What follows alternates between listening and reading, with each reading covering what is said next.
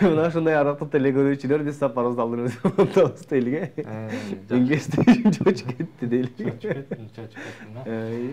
Эфирдик сапарыбызды алдыга улайлык дагы. Сиздер болсо жакшынакай үй бүлөңүздөрдө туулган күн ээлери болсо, же болбосо жаңа бала төрөсө, же кандайдыр бир жакшылыктарыңыздар болсо, ошолорду биз менен бөлүшүңүздөр. Биз болсо жалпы кыргыз жұртуна, кыргыз элине, Кыргызстанга, жалпы элибизге тең бөлүшкөнгө аракет кылалы.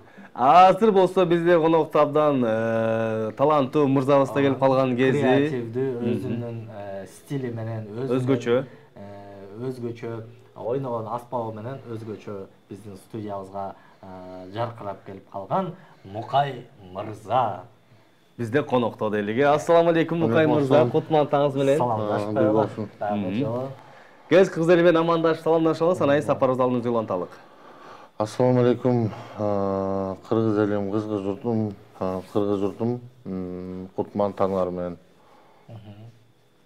Эң сонун. Анан бизге кандай келип алдыңыз? Жакшы, Мана жакшы элеби? Жакшы, рахмат. Таң атпай сизге физзарядка болду. Таңкы көлүм жасадыңыз. Туура. Жакшы. Бардык конокторубуз эле ушуну айтат. Лифтиңер иштеп өткөн 7-этажга жөөшөк бердик деп. Жакшы. Анан кийин айткакчы, бүгүнкү күнүңүз кандай башталды сиз үчүн? Бүгүнкү күнүбүз Кудайга шүгүр, жакшы. Манай 5 буйрса. Манай 5. Анан элге дагы ошол 5ти тартып келген кезиңиз. Жакшы. Анан мына кыргыз элине жаңыдан Мукай мырза деп чыгып атасыздар. Кандай жаңылык болуп атат, кандай ырлар жазылып атат, кандай жаатында иштеп атасыз? Азыр ошо ишке кириштик. Жакшы, Кудайга шүгүр. Акырындан уже буюрса биринчи кыргыз элиме арнап ырдап чыккандарым Ак сүйүүм сен элең деген ыр. Бул Ынак Осмоналиев агабызга таандык. Ошол ырды жаңыртып ырдап чыктым.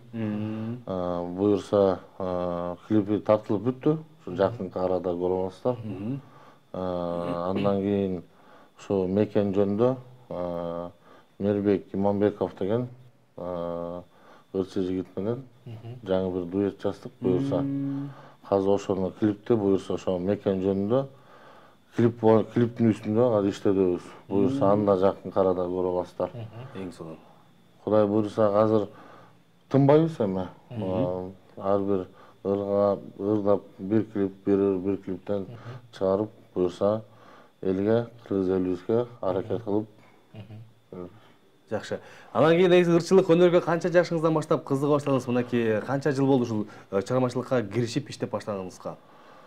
Мен өзүм кичинекей кезимден бери эле ошол гитарада ойноп келем. Калп айтпасам бир 4-класстан баштап ойноп келем гитарада. Негизи баягы аккан судан аккан арыктан суу агат демекчи, баягы мурас демекчи, бул чоң атаман өткөн мурас болуп ойлойм. Ал да гитарада ойночу, э? Жок, ал гитарада ойночу. Чоң атам аты Шайлообек. Атам өзү катуу ырдачы. Таласта баягы чоң тойлор болгондо барып үнү ушунчалык күчтүү болчу. Анан баягы биринчи орунга мисалы чоң пристер койсо, ошону барып чоң атам утулчу. Анан ошон баягы атадан калган мурас болуп таасирин берген экен да сизге. Берсе керек. Анан өзүмдү негизи эле баягы мисалы кыргыз эстрада жылдыздары, мисалы Султан Садыралиев, Мирбек Иманбеков, Акбар Сүйүнбаев деген менин өзүмдүн жакын досторум болот. Көптөн бери катташабыз. Мирбек Султандар ырдап чыккан кезде мага приложениялар келген, сунуштар. Чогуу ырдап чыгайлы, досум, дуэт ырдайлы, гитара менен чык деп. Мен негедир ошондо өзүм көңүлдөнмөй койгом да. Анан баягы өнөр деген өз үйүнө тартат демекчи, баягы тартып берет экен да, кайрылычы. Жакшы. Анан гитараны канча жылдан бери кармап келатасыз колуңузга? Гитараны ошо 4-класстан бери эле. 4-класстан бери кармап келатабыз. Таштай элексиз, ошол боюнча чертип келесиз. Чертип келебиз, буюрса. Жакшы.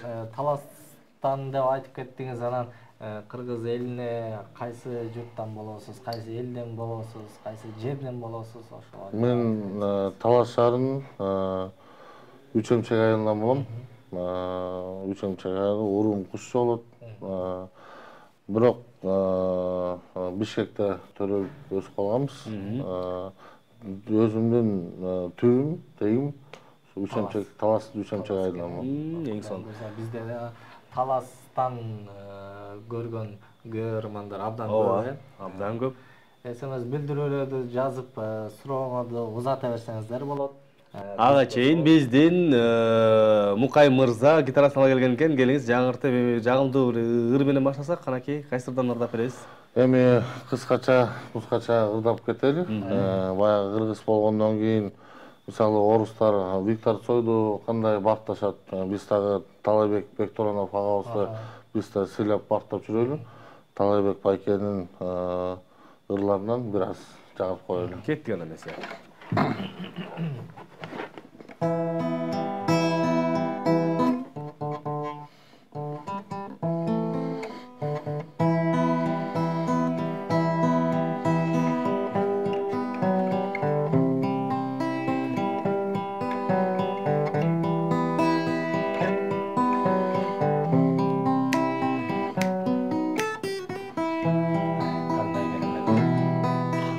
Кыялбай бир өзүңдү алып отто жанды, сагынба баарын унут, алтыным болбой калды.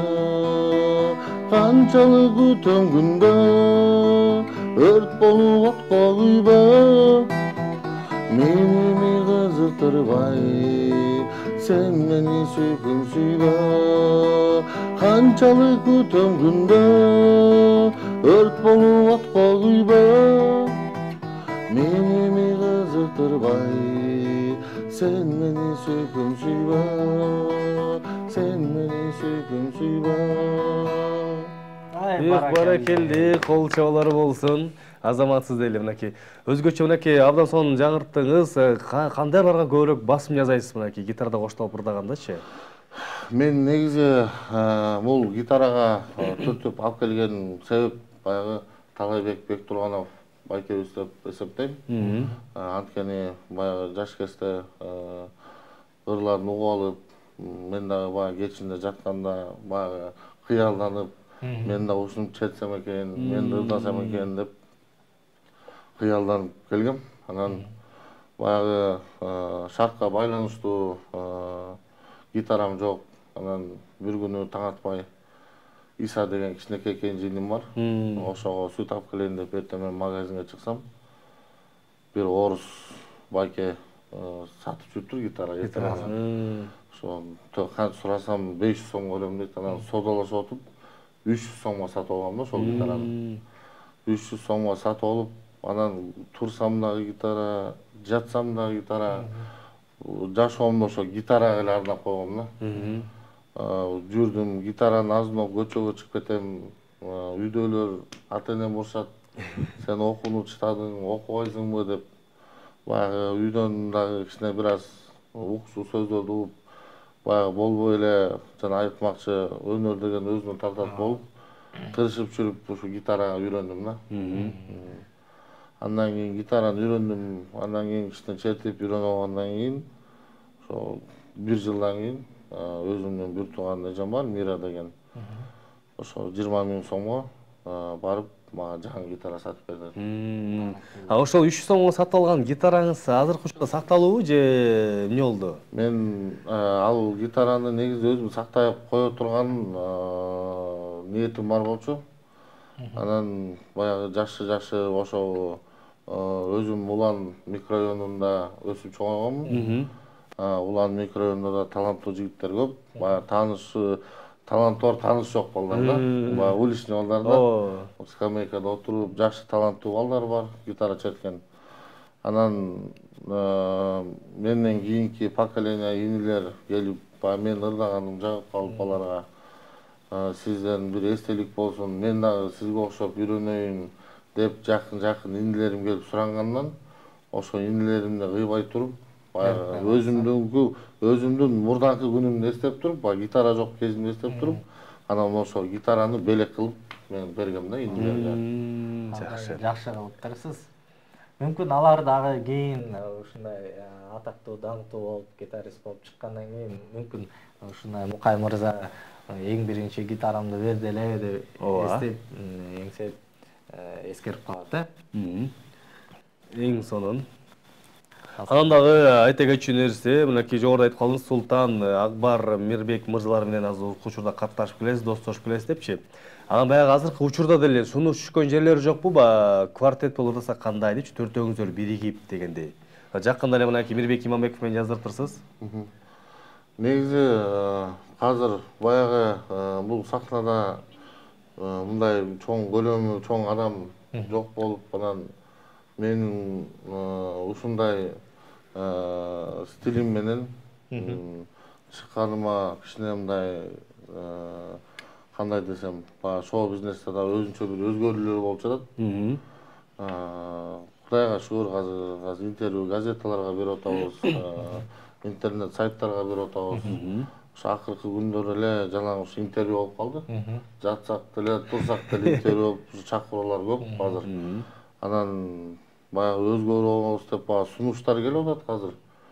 Дуэт ырдайлы, жазайлы, ырдап чыгайлы деп. Анан азыр өзүм ошо Мирбек Иманбековдон жана айттым го мекеним деп. Адан тышкары восточный стилде, восточный стилде жаздым, буюрса. Анан буюрса ошо азыр мен бияктагы айтып атат, буюрса ошо тумарга презентация кылабыз депчи. Восточный стилде буюрса жазылды алар. Ар бир аспапты, аранжировкасын Мирлан Абдураев деген таланттуу жигит жазды. Ар бир күбүнүн аспаптарды баягы Фатих деген түрк агабыз бар. Манас түрктө сабак берет. Баягы Нурмат Садыровдун кыргыз кыздарындагы ойногон майке. Ошол келип баштан аягына чейин проигрыштарын ойноп берди. Буюрса клипке адага тартылат. Буюрса ошо эң сонун. Восточный стилде ыр жаздым деп калганына байланыштуу өзүңүз жаздыңыз ошол ырды, Жок, мен бул негизи бир акындар жазып бердиби? Жок, бул негизи Мирбек Иманбеков баягы сүйүүнүн керемети деген менен концерт койбоду эле. 3 күндүк концерт бергенде ошондо бул бир эле жолу ырдалган алар. Алар бир эле жолу ырдалып, ошо менен калып кете берген. Бөлөк эч жерге ырдалган эмес. Анан баягы өзүм дагы кандай десем, баягы өзүм да слухум күчтүү, мындай ырга дагы мындай выборум да жакшы да. Анан ошону тандап чыккам өзүм тандап чыгып, анан Мирбек көңүл бурган эмес бугачы. Баягы кураякка бата жүрбөйт болуп, Мирбектин алдынан бир өтүп коеюн деп, Мирбектен айткам, ушундай досум, бул ыргың жагат мага. Ушуну жаңылантып ырдап чыксам кандай дейсиң десем, досум кантип жок дейм. Наоборот, баягы сага поддержка берем, колунан келгенин кылып эме кылып деди. Анан буну мен сразу эле барып ар кайсы жерден жаза калбай, жакшы аранжировщиктерди карап, тандап, ким жакшы жазат болуп, анан Мирлан Абдураев деген жигитти таап чыктым. Мирлан мага буга чейин баягы эстрадага эмес, шоу бизнес эмес, мындай достор арасында ырдап жүргөндө мындай аранжировкалар жазып берип жүрчү. Анан Мирлан менен байланышып, Мирлан менен чогуу отуруп, бул баягы аранжировкасында көбүрөөк менин идеям болду да. Ошондо канча мөөнөттө жазылды бул ыр? Восточный стилде болгондо ырдын аталышы кандай? Буюрса жакын арада угуп калат экенбиз да. Бул ырдын аты Ич кымыздан. Ич кымыздан? Ич кымыздан. Канча убакта жазылып бүттү? Мына өзүңүз айтып калдыңыз, мына кимден алгандан баштап аранжировка жазылганга канча убакыт өттү? Мен алгандан баштап бул аранжировканы где-то бир 6 күндөй жазылды. 6 күн, 8 күндөй жазылып чыкты. 8 күндөй жазылды. Бир жума десек болот да. Оңго жетпей жазылды. Анан бул аранжировкада стилдери баягы көбүнчө кошумчалар менин баягы идеям менен жазылды да. Мен салым кошуп турдум, мынтип жазайлы, бияка мындай кошойлу, басты кошойлу, барабанды бияка кошойлу деп переходторду ошол. Жакшы. Бул жака да СМС билдире келген экен. Таңкы тамаша мен эжемди тамашалап койбойсуздарбы, аты Гүлзена, сиңдим Гүлзат, көз жарайым деп турган кези дейт сүйүнчүлөп тамаша салып койгулачы деген экен. Апа коюңуз, анан кийин тамашага салабыз деп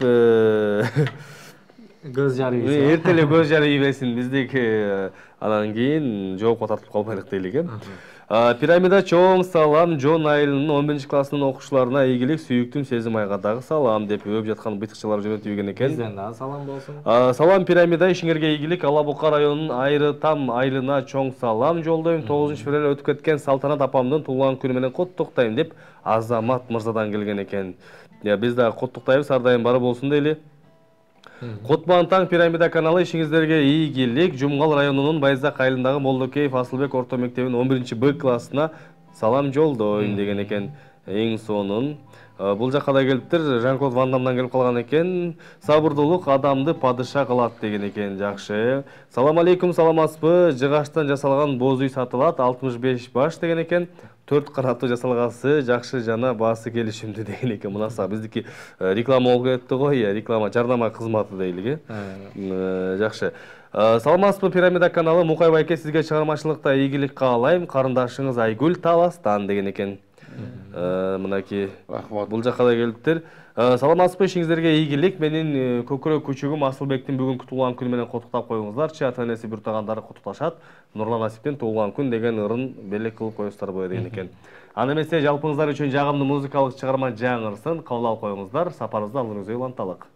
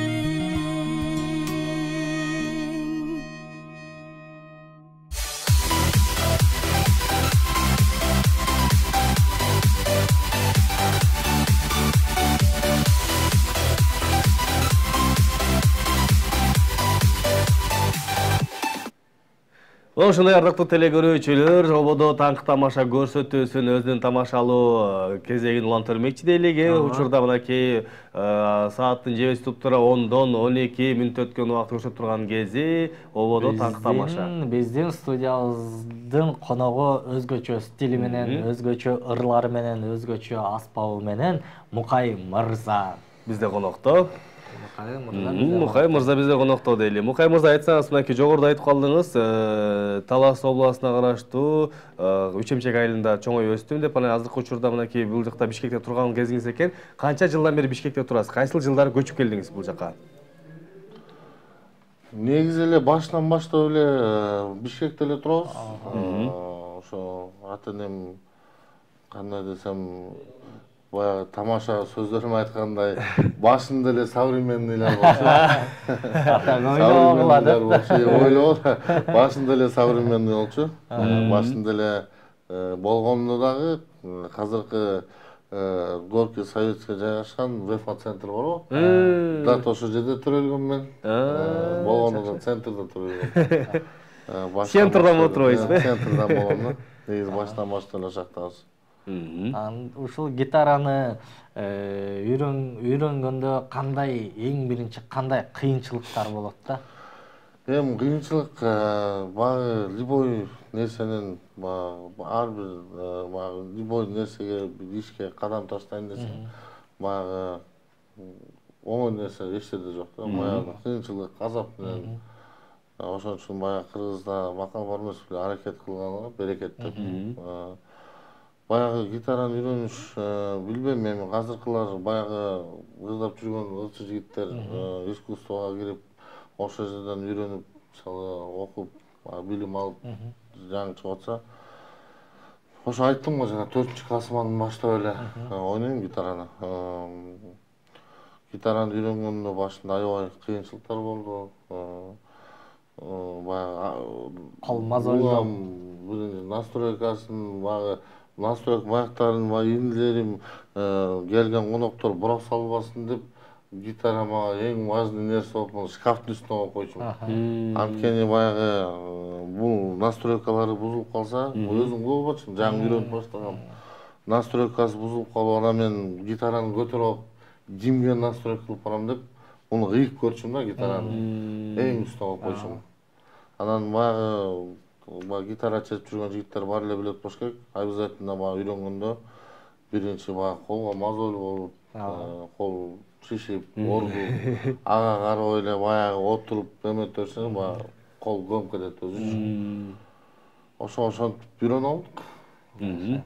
Мурда болсо настройканы кантип кылганды үйрөнөбүз деп эле көп эле балдар, жигиттер ошодон эле бутунан чалынып кетишет да. Азыркы заманбап стилинде болсо, жөн гана интернеттен жана приложенияны качать этип, анан гитаранын кайсы жагынан басып, анан бурап өзүнүн тонуна келтирип коет экен да. Азыр үйрөнүү бир аз жеңилдик кетет экен да. Мен дагы жакында эле көрдүм ал нерсени. Ушинтип бир жерге барып отуруп калсак эле, мен гитара келип калды. Гитара келип калгандан кийин чөнтөгүндө телефонун алып чыга калып эле, коюп, приложенияны ачып эле коюп эле, анан баягы тон коюп туруп эле настройка кылып атса эле, баягы бурай берсе эле, баягы слух эмес экен да бул. Жөн эле бурай берет экенсиң, бурай берсең эле бир звук чыгып калат деген. Баягы уже настройка уже келди деген. Ушинтип эле азыр телефон аркылуу эле настройкалашат экен. Если андай мүмкүнчүлүк баягы биздин кезде чечип жүргөн, баягы үйрөнүп жүргөн кезде мындай мүмкүнчүлүктөр бар болсо, анда ойлойм, анда может жеңил болмок. Дагы кыргыз элине салымын кошкон көп деген таланттуу жигиттер чыкмак экен деп. Ооба. Жакшы. Келесі анда эмесе сизди ырдатпасак болбос, бир жагымдуу клиптериңизден тартуулаңыз бизге, ырдап бересизби? Кайра эле Талайбек Бектуранов агабыздын Тарымба садагам, Тарымба деген баракелде. Кеткен эмесе.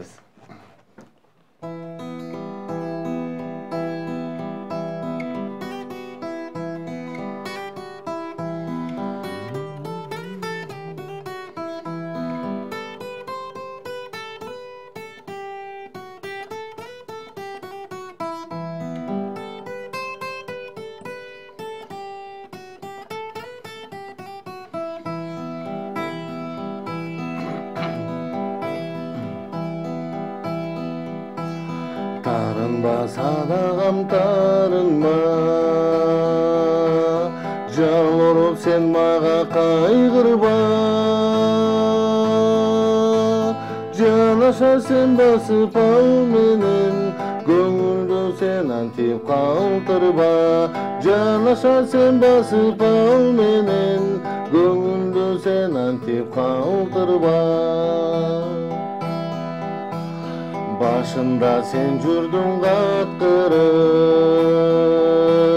сүйөм деп sen мени жактырып, эгерде чын сүйсөң sen мени, эмне үчүн кетесиң калтырып, эгерде чын сүйсөң sen мени, эмне үчүн кетесиң калтырып. Sen tiktep menin ay közüne, geçir de ıyladın öküne. Oşonda senin sözün duyup, kaltırap kettim men bulup. Oşonda senin sözün duyup, kaltırap kettim men bulup. Sebebin uktum men akırı, ateninde böktür takdırdı. Doldurup meni başka menen, kaygıga meni ay kaltırdı. Doldurup meni başka menen, kaygıga meni ay kaltırdı. Doldurup meni başka menen, kaygıga meni ay kaldırdı.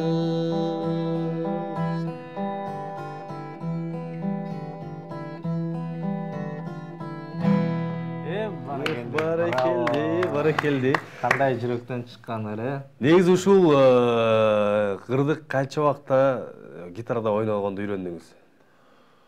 Мен бул ырды баягы Талабек Бектуровдун байкебиздин ал кезде эми кандай десек, баягы Бишкекте ал баягы как раз мен гитара үйрөнүп жаткан кезде шаарда стиль бөлөк болчу.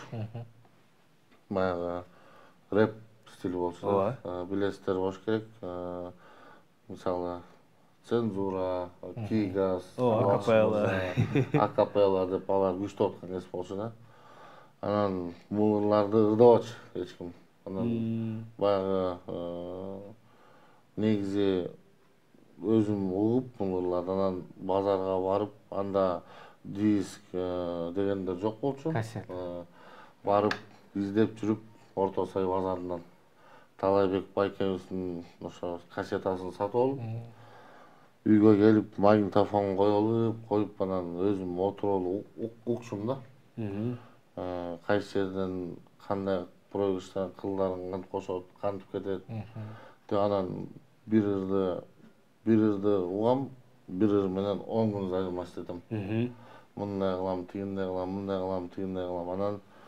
Андан тышкары Изат деген классташым бар болчу. Экөөбүз чогуу окуганбыз Кылжар мектебинде. Анан кийин экөөбүз ал бөлөк мектепке кетип экөөбүз көрүшпөй калганбыз. Анан ушундай эле угуп калдым. Ушундай баягы Изат деген классташым гитараны жакшы чертет экен дегенден баягы Изатты тапканга аргасыз болдум да. Анан көрсө баягы үйүндө жашайт экен, сосед экен. Анан барып Изатты чакырып, анан ушу Изаттын дагы таасири тийип, анан баягы өздөштүрдүм десем болот. Жакшы. Ошол кездерде да мынакей гитараны көтөрүп жүргөндө дагы достордун арасында ырдап жүрөт эмессизби, чогулупчу. Анан ошол кезде силердин убакта билем, биздин убакта андай жок, галстук деген понятие бар болчу экен. Гитара менен достор менен барба, сөзсүз түрдө гитараны черте албай калып, чертирбей койсоң, галстук кылып таштайт депчи. Ошондой силерде да болчу беле?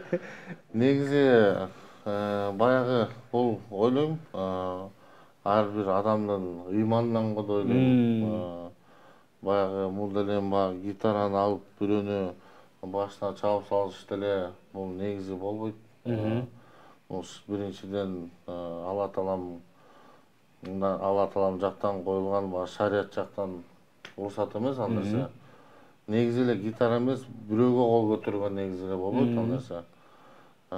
Тем более гитара менен антип чалып салыш. Анан баягы бизде баягы отуруп эле американский кинолорду анан көрүп, азыркы адамдардын өзүнүн психологиясы бузулуп атпайбы? Мисалы кинону көрүп анан ошону чыгып кылышат да азыр. Эми гитара менен чалып салыш ал кезде негизи укчумун, бирок Кудайга шүгүр, Алла Таалам, Кудай Таалам досторунун ортосуна ыйман берсе керек. Баары тең ичпеген, ыймандуу жигиттер, спортсмен жигиттер болчу баардыгы тең. Анан ушул азыркы эстрадабызда мындай бир өзгөчөлүк стиль менен чыгыш керек болуп атат да. Сиз дагы ушу бүгүнкү стилиңиз өзгөчө экен. Мына өзүнчө башкача шляпа, гитараңыз, өзүңүздүн образыңыз дагы бир башкача экен да. Анан алдыда дагы өзүңүздүн образыңызды өзгөртөйүн деп ойлоп жатасызбы же ушул образ сизге жагабы? Так, азыр мынтип айтсак болот, баягы бул таластык экен жөн эле мактанып өзгөрсүн элдер. Баягы негизи айтып коеюн, Кудай буйруса азыр келечекте пландар бар. Пландарым бар жакшы. Мен өзүм негизи эле баягы шоу бизнестен эмес, мен негизи өзүмдүн чакан ишкана бизнестерим бар. Мен ошактан алектенем.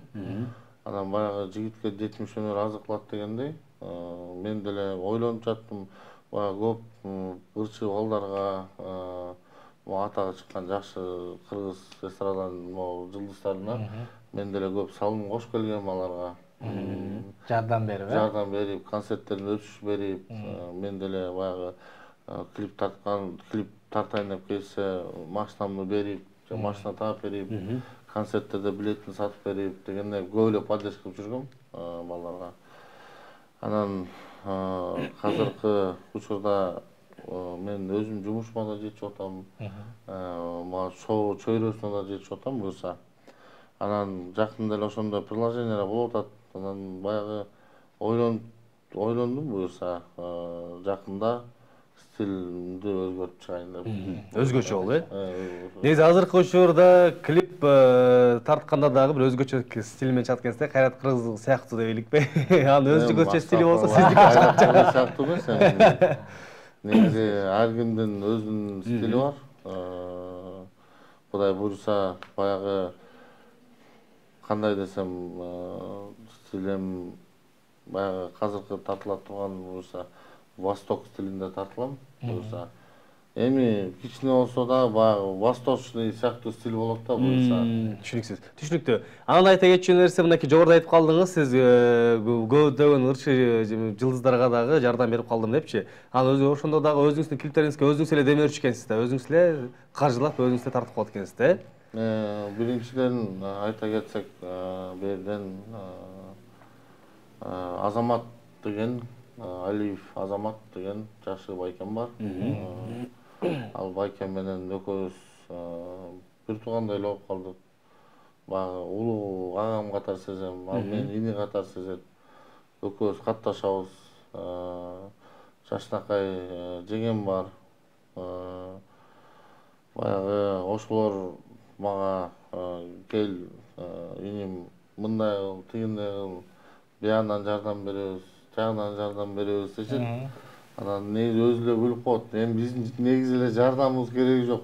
Негизи сен способенсиң баарына депчи, колуңан келет депчи. Анан ошентсе да ошого Жазгүл деген жашнакай жеңем бар. Ошо менен Азамат деген алтында болгон байкем бар. Ошол экөө акырындан жардам берип атат буюрса. Сонун. А биз болсо бияктан СМС билдирүүлөрдү четтен жаңыртып кете берели. Жумгал району Байзак айылынын 11 Б классынын окуучусу классташым Шабданбекова Камиланын туулган күнү менен куттуктаймын деген экен. Өмүрү узун, чын ден соолук, алтышка ман эсен бол, окууңду ийгиликтүү аяктап, жакшы окууга тапшырып алышыңа тилектешмин. Сени чоңойтуп өстүргөн Гүлмир Аяшап абызга чоң рахмат деген экен. Анан Мукай мырза туулган күн жөнүндө ырлардан ырдап бериңизчи, чоң рахмат алдыңа деп классташы Чолпон Ай деген экен. алдыңкы мүнөттөрдө жаңырсына бар болсо. Кандайсыздар, мен атамдын тамашага салып коюңуздарчы деген экен. Жакшы, бул жакка да келиптир. Салам Пирамида каналы, ишиңиздерге ийгилик, элдин жүзү болуп жүрө бергилиңиздер. Кыргыз элиме жалпы салам деп Гүлзада деген экен. Аны эмесе жалпы кыргыз элине жагымдуу музыкалык чыгарма жаңырсын, андан кийин сапарыбызды алдыңызга уланталык.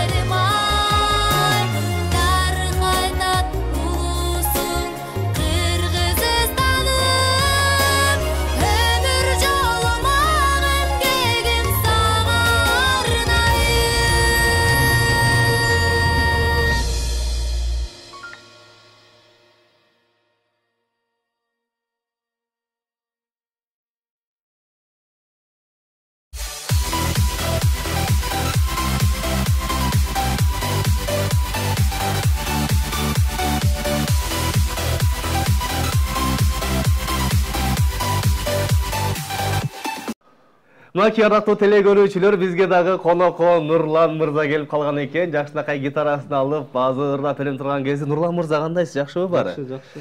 Кандай барып келдиңиз Казакстанга? Жакшы барып келдиңиз, Азыркы учурда кайсы ырыңыз менен келип калдыңыз бизге? Мен четтен сиз ырдаңыз. Кеттик анан, кайсы ырдайсыз?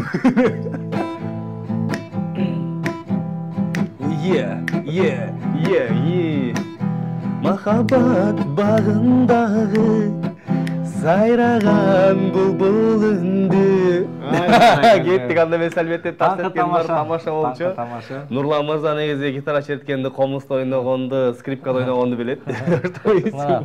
Жакшы. Көчкөн сойсо да касапчы сойсун дейт. Профессионалдар ойносун, ооба. Жакшы, анда мен сиз сапарыңызды алдыңызга улантып бермекчи. Ардактуу теле көрүүчүлөр, ободо таңкы тамаша көрсөтүү сыйлануу алып баруучулары Нурлан жана Эрлан. Андан ошондой эле бүгүн бизде конокто кадырлуу коногубуз Мукай мырза дагы мынакей гитарасын алып келген кези. Биздин катарга жаңыдан кошулгандар болсо, сурооңуздарды узатсаңыздар, биз четинен жаңыртып кете бермекчибиз дейлик, Саламатсызбы, менин сүйгөнүм Айгеримге чоң салам деп Ади, ошондой эле группалаштарыма салам Эйбу 216 деген экен. Группасы эң мыкты деген экен мынакей. Жакшы. Бул жакка да келиптир. Саламатсыздар, кутман таңыңыздар менен Мукай байке сизге чыгармачылык ийгиликтерди каалайм деп Акыл деген көрөрманыбыздан келген экен. Бул жакка да келиптир. Салам Пирамида каналы апам Акматова Бурмашты бүгүнкү туулган күнү менен куттуктайбыз. Анын урматына Жылдыз Сутуеванын апамдын туулган күнү деген ырын суранабыз деген экен. Алдыңкы мүнөттөрдү жаңырталы. Бул жакка да келиптир. Жакшы. Анан дагы айта кетчү нерсе, көбүнчө кандай акымдар менен иштешесиз, Мукай мырза? Негизи акындар менен иштешкенде азыр Чыңгыз Турузбеков деген таланттуу гитарист, композитор жигит бар.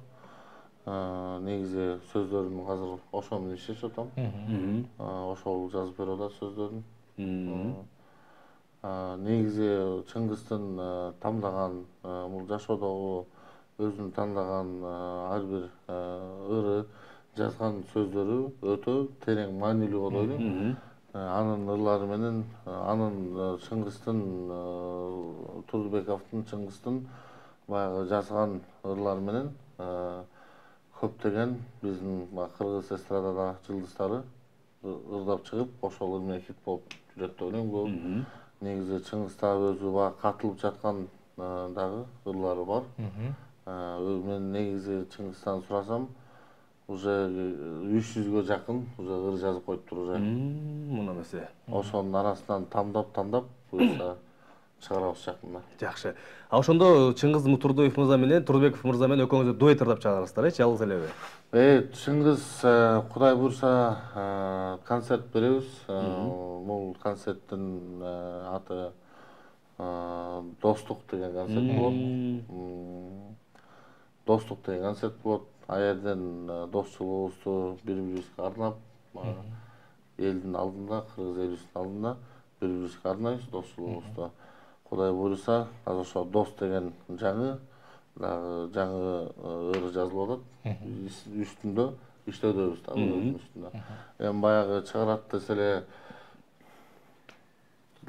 эптеп-септеп чыгарып салыш эмес эле, баягы ар бир сөзгө маани бере турган ырды буюрса иштеп чыгарабыз. Эң сонун дейли.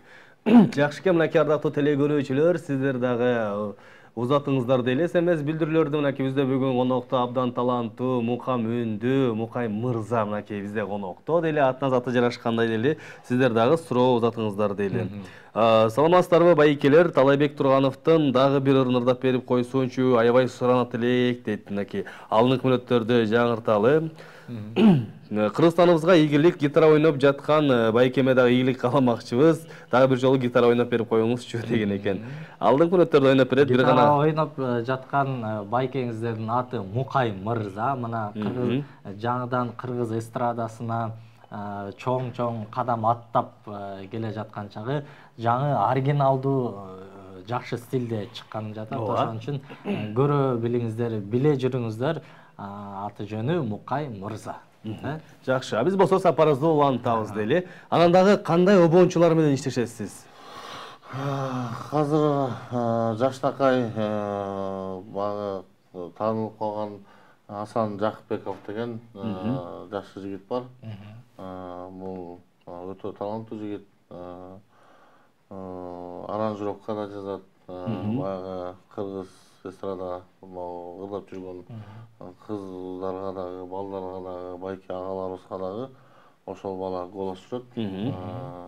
Мирлан Абдраев, Асан Жакыпбеков жана Амантур деген игим бар. Бек вокалист.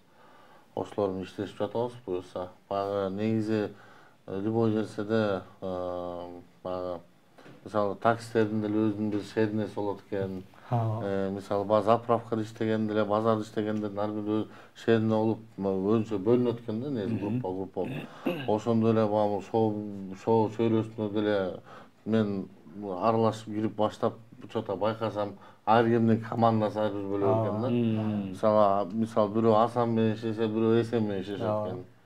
Бирөө баягы Айбек менен иштесе, бирөө Адилет менен иштешет экен. Анан ал өзүңдүн тандооң экен да, ким менен иштеш, ким менен баягы көңүлүң жакын болсо, анын иштеген иши сага жакса, бири-бириңердин баягы эки тараптын пикири келишсе, баягы иштешип кете болот экенсиң да. Азыркы учурда ошол Асан Жакыпбеков, Мирлан Абдраев, Чыңгыз Турдубеков, Мирбек Иманбеков жана Амантур деген ким бар. Ошолор менен иштешип жатабыз. Ошолор менен кошулуп Кудай буйрса алдыда шерине болот, Жакшы дейли. Бул жака да СМС билдирүү келиптир. Салам, Пирамида каналы Мукай байке бир музыка чертип ырдап бериңизчи деген экен. Келиңиз, аябай суроолор көп. Дагы бир жолу ырдатып алабыз. Сизди келиңиз сапарыбыз карап бараткан кезде кайсылардан ырдап бересиз? Башында айткандай мына бир ырдап гитара менен ырдаганда мына СМСтер жайыла баштайт. Баягы Талай байкенин ырдын сурап калышпадыбы? Талай байкенин ырдын сурап калышты. Аны мен баягы современный эме менен ырдап берейин. Стил менен. Терип жетпейли. Кеткен эмес анакей. Ал эмесе алдыңыздарда азыркы учурда Талайбек Тургановдун ырын өзгөчөлөнтүп, өзгөчө заманбап стилдерде айтып турган Мукай мырзадан кабыл алып коңуздар дейли. Кеттик.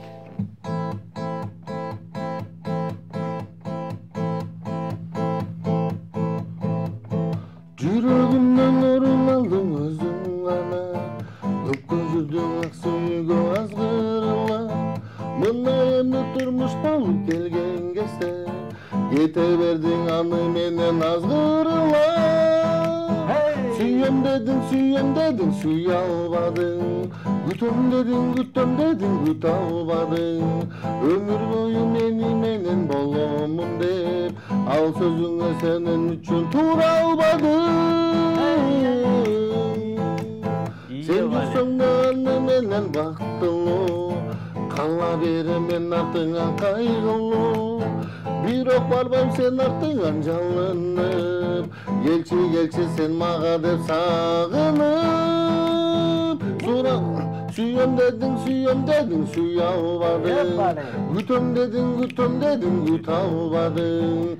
Өмүр бою мени менен боломун деп, ал сөзүңө сенин үчүн тура албадың. Баракелди. Жакшы. Жакшы стилде, жакшы үн, жакшы гитара, Негизи сиз баягы ар бир ырды өзгөчөлөнтүп, өзгөчө бир стиль берип ырдаган жакшы көрүп окшойсуз, Негизи көбүнчө кайсыл стилдеге көбүрөөк басым жасайсыз? Восточный стилгеби, чыгыш стилине деп калдыңыз жокто, же болбосо баягы азыркы учурдай заманбап стилге бир өзгөчө бир рок? Негизи баягы бардык жерге барганда бир эле жол менен кетпей, ар тараптуу болуш керек, Ар тараптуу болуш керек. Баягы өнөрүң болсо өргө чаптап койчу эмес. Ооба. Мисалы, кээ жерлерге барып калсам, бирөө туруп орусча суранат. Мисалы, Виктор Цойдун ырларын сурайт. Бир жерге барсам, Талайбек Бектургановдун ырларын сурайт. Бирөө карасам, баягы эстрадада ырдап жүргөн ырларды сурайт. Бир карасам, түркчө сурайт. Бир карасам, баягы могу ырдалып жаткан орустун баягы хит ырларын сурайт. Мисалы, Акыранын, Дима Биландын ырларын сурайт. Ошонун баарын тегиз алып келатам буюрса. Бир эле жол менен кетпейчи. Жакшы. абдан кубанычтабыз деле, ушундай болгон жакшы делеге. Негизи бир эле орунда турбастан ар тараптуу болгула дегиле. Өзүңүз билдирүүлөр бары. Тажикстандан сиздерди келип жаткан майрамыңыздар менен куттуктаймын деген экен. Бизге да байке ырын коюп берсин деген экен. Албетте коюп берсин, жаңыртып берсин деген окшойт. Жакшы, бул жакка да СМС билдирүү келиптир. Мен 3 эмчектен болом, Мукай байке, чоң аталарыңызды ким тааный албай жатабыз деген экен. Башында айтып кеткендей эле Мукай мырза ата теги ушу 3 эмчектен болот экен. Бирок бул жакта чоңой өсүп, ушул жактан ошо чоң аталарыңыздын аттары кийин бизде тааный албай атабыз дейт. Чоң атам Балким тууганыңыз болуп чыгып калар азыр. Баягы кыргыздар баарыбыз эле тууганбыз. Баягы кичинекей болуп кичинекей калыппыз, баарыбыз эле тууганбыз. Менин эң чоң атам Шайлообек деген Молдобаев. Молдобаев таанысаңар керек. Молдобаев Шайлообек чоң атам. Баягы Молдобаев Аскарбек деген иниси бар. Ада менин чоң атам. Ал 3 эмчек айылына өтө салымы чоң деп айтсам болот. Именно ошо 3 эмчек айылында бир эле мектеп бар. Кичинекей мектеп болчу мурун, баягы бир эле этаждуу. Ошо чоң атамдын жардамы менен 3 этаж мектеп салып берди. Балдарга условия коюп берди. Баягы компьютерный эме кылып, мектепти ремонт кылып, баягы балдар атайын күрөшсүн деп, балдар баягы ичпесин, таза чыксын, спортсмен чыксын деп, баягы спорт менен алек болсун деп, баягы мат саттардын баарын коюп берди. Чоң атамдардын аябай айылга салымы күчтүү деп айтсам болот. Ошо айылда тааныса керек бир тууган байкем бар, Гайка деген. Гайка Алтынбек деген байкелерим бар, алар ошо өздөрүнүн чакан бизнеси бар, сүт ташып, ошо өткүзүп кызматта. Жакшы. Аны айта кетчү нерсе сөз ысыгында болсун дейли. Мына сиз дагы чоң атаңыздын жолун жолдоп, баягы өзүңүздүн айылыңызга барып, ушундай бир салымыңызды кошуп, бир өзгөчө бир жагымдуу нерсе тартылайын деген оюңузда барбы? Жеке эле ырчыларга жардам бербестен. Негизи баягы бул мусулманга, негизи мусулман адам, мусулман баласына бул өтө пас нерсе.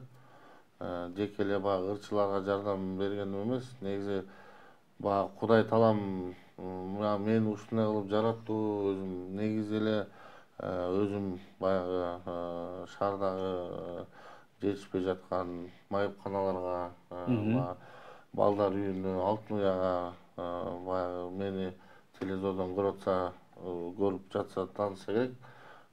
Карыялар үйүнө ар дайым ай сайын өзүмдүн бөлүп койгом да мен. Барып ушуларга жардам берем деп, ай сайын ошо балдар уясына, Алтын Уяга, карыялар үйүнө барып жардам берип турам. Жакшы. Ошо Азамат деген байкебиз бар. Чогулуп Азамат, Нурдин деген жакшы агаларым бар. Ошолор болуп биргеликте чогулуп барып эме кылып турабыз. Жакында эмес, Кудай буйруса, баягы муну өздөштүрүп алгандан кийин өзүм нерсени анан айылыма барып, ааламдан жол айылдан башталат демекчи. Айылга барып, ырчы жигиттерди алып барып, ырчы кыздарды алып барып, чоң сахна жасап, атамдын арбагына, Шайлообек атамдын арбагына арнап концерт уюштуруп, батасын алып элдин, бата менен баягы кыргызда айтып коймокчу, элге көрөт дегендей батасын алып, анан баягы кыргыздын өзүнүн салтуу оюндары бар эмеспи, улак чабуу, көк бөрү дегендей, ат чабыш, ошондой оюндарды кылып, баягы бир сыра айылды шаңга салып келесем деген. Жакшы, ниетиңиз түз экен, абдан сонун экен. Жогоруда айтып калдыңыз, баягы колунда жок адамдарга барып жардам берип, Алтын Уяга барып деп калабыз. Ошо негизи айыл жергесинде деле болот да, ошол өзүңүздүн айылыңызда деле ушундай адамдар барып жардам бере аласызбы негизи?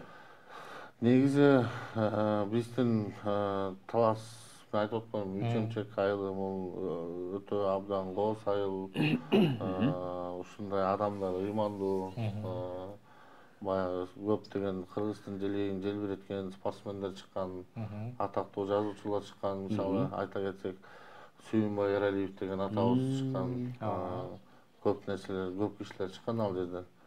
Анан ал жакта баягы мен уккан эмесмин, көргөн да эмесмин, мага жетишпей жашап атканы. Жашоосу Кудайга шүгүр, ар ким табыкпай эмгектенишет, картошка айдайт, чөп эметишет.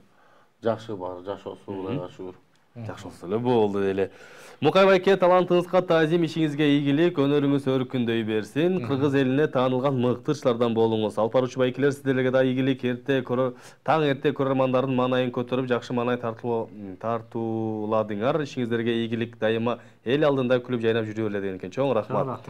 Өмүр бою тарбиясын берген ата энеме да таазим этем. Апаке ыраазымын деп кызыңыз Чолпон Ай деген экен. Мынакей жакшы. Чолпон Ай сизге. Салам жигиттер, сүйүктүү Масандын балам Бекжандын келе жаткан майрам менен коттуктайм деп бермет деген экен. Чоң рахмат деле. Эң сонун. Анан дагы мынакей айта кетчү нерсе бул жакка да келиптир. Саламатсызбы Мукай байке? Бүгүн жеңемдин туулган күнү эле, ошонун урматынан жеңиме арнап ырдап берип коюңузчу. Суранам Жазгүл жеңе туулган күнүңүз менен деп Нурзада апаң жана Замира деген экен. Жакшы. Алдыңкы мүнөттөрдө деле. Анда эмесе мынакей ушуну менен биздин коногубуз каралган убакта соңуна келип жетти. Келиңиз бир ырдаталы. Анан ушул ырыңыздан соңунда жыйынтыктайлык, Кандай ырлардан ырдап бересиз?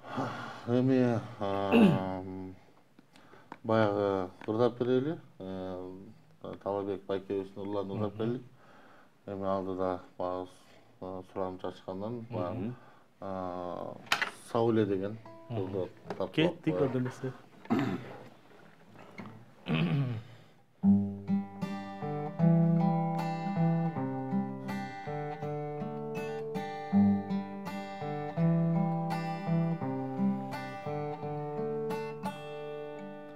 Açılan gülsüm oldum, ak suyum sağa jetse, жашоонун кызыгын тартуулап сага берсе, колундан учурбагын бактыңа ал бир келсе, ал жолдон адашпагын сүйгөнүм сенсиң Сауле, Сауле, Сауле, Сауле.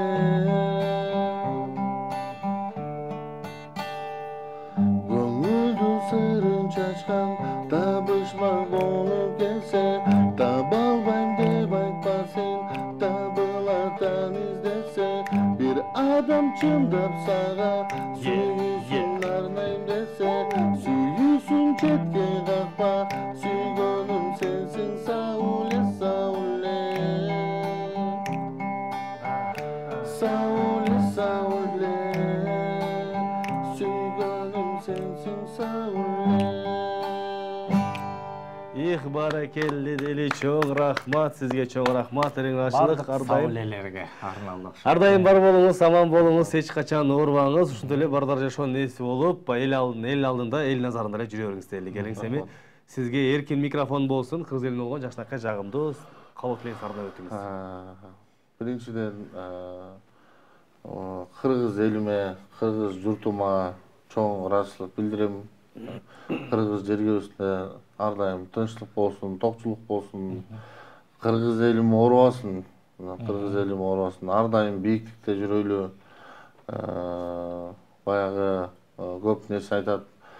Чет мамлекетте жүргөндөр, каякта жүрсөм да мекенимди сагынам деп. Баягы Кыргызстандын суусу, тоосу, мындай нерсе бүт дүйнөдө кыдырып баягы издесең да таппайсың. Келгиле мекендештерим ошол жерди жакшылап, таза кармап, мекенибизди өркүндөтүп, Кыргызстандын желегин желбиретип, алдыда жүрө берели. Чоң рахмат деле. Сизге дагы чыгармачылык ийгилик. Эми Кудайым буйрса алдыдагы эфирлерде күтөбүз. Ошо эфирлерде жакшы жаңылыктар менен келиңиз, көп жакшы чыгармалар менен, идеялар менен, жана ошондой эле башында айтып кеткендей жаңы образ менен жана жаңы клиптер менен келиңиз. Биз болсо кучагыбызды жайып күтүп алабыз. Чоң рахмат. Ал эмесе ырдактуу айымдар жана мырзалар, мынакей ушундай позитивдүү нотада биз дагы сапарыбызды жыйынтыктайлы. Биз сиздер менен коштошпойбуз. Кайрадан гана эртеңки күнү көрүшкөнчө демекчибиз.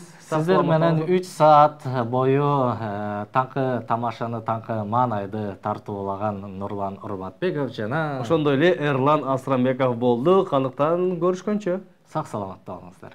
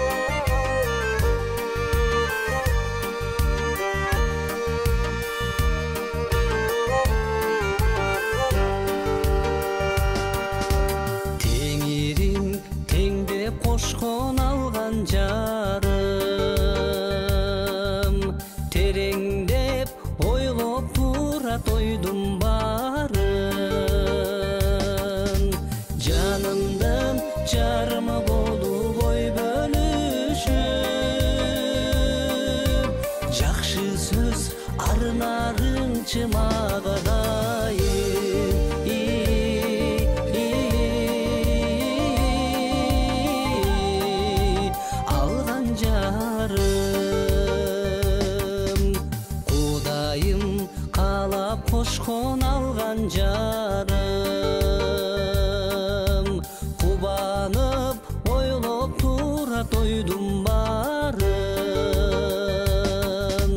турмушка арка жөлөк болуп магай, туу болуп турарың чын мага дайым.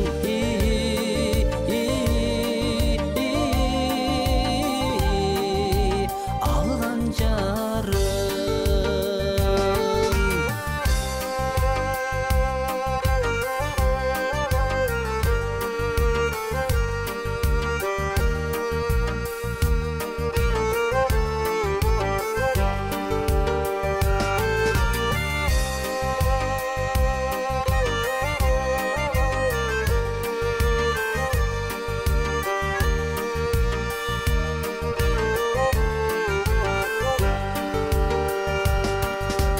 Бак берип кыдырдарып турса дайым, балдарга өмүр берсин бир Кудайым, жарым деп тартып турган магубайым, жалгыз сенсиң сен жубайым.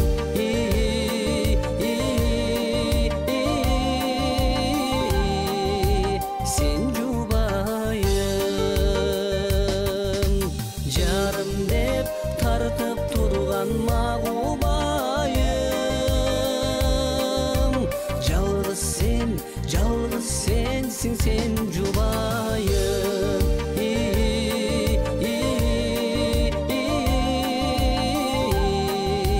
Sen jubayım, sen jubayım.